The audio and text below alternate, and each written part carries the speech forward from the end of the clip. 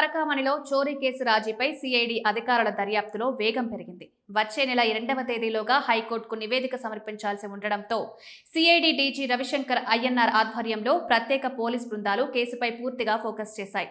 తాజాగా టీటీడీ మాజీ ఈవో ధర్మారెడ్డితో పాటు అప్పటి ఆలయ విజిలెన్స్ అధికారి, ప్రస్తుత రాజమండ్రి ఎస్పీ నరసింహకిషోర్ను ఒకే రోజు విచారించారు. ధర్మారెడ్డిని 5 గంటల పాటు విచారించగా ఎస్పీ నరసింహకిషోర్ను 2 గంటల పాటు ప్రశ్నించి ఆయన వాంగ్మూలాన్ని నమోదు చేసుకున్నారు. పరకామణి చోరీ సమయంలోనూ కేసు రాజీ సమయంలోనూ ధర్మారెడ్డి ఈవోగా ఉన్నట్లు సిఐడి అధికారులు గుర్తించారంటున్నారు.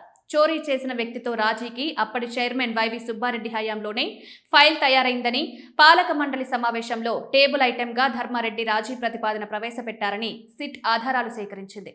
వైవి సుబ్బారెడ్డి చైర్మన్గా ఉండగా చోరీ జరిగిందని, ఆయన చైర్మన్గా ఉన్నప్పుడే రాజీ ప్రతిపాదనలు తయారయ్యాయని, అయితే కోర్టులో రాజీ కుదిరిన సమయంలో వైవి స్థానంలో భూమన వచ్చారని సిట్ గుర్తించిందంటున్నారు. 2 రోజుల క్రితం విచారణకు వచ్చిన టీటీడీ మాజీ చైర్మన్ భూమన ఇందుకు సంబంధించిన ఆధారాలు సమర్పించడంతో ఆ వెంటనే ధర్మారెడ్డిని విచారించేందుకు సిట్ 3వసారి నోటీసు జారీ చేసిందని చెప్తున్నారు.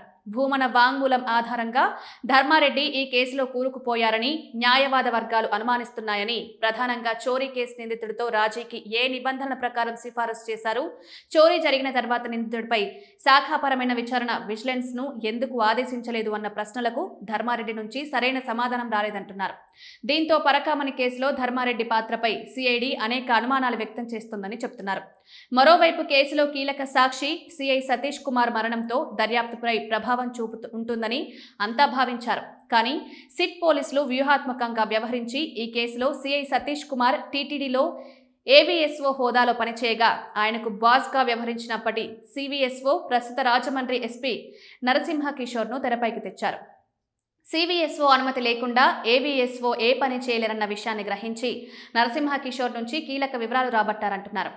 కేసు రాజీ విషయమై ఏవీఎస్ఓగా పనిచేసిన సతీష్ కుమార్ అనుమతి తీసుకున్నారా లేదా అని ఆయనను ప్రశ్నించారంటున్నారు. మొత్తానికి పరకామణి కేసు కీలక దశకు చేరుకుందని విశ్లేషిస్తున్నారు. హైకోర్టు ఆదేశాలతో విస్తృతంగా దర్యాప్తు చేస్తున్న సిట్ త్వరలో మొత్తం కుట్రను బయటపెట్టే అవకాశం ఉందంటున్నారు.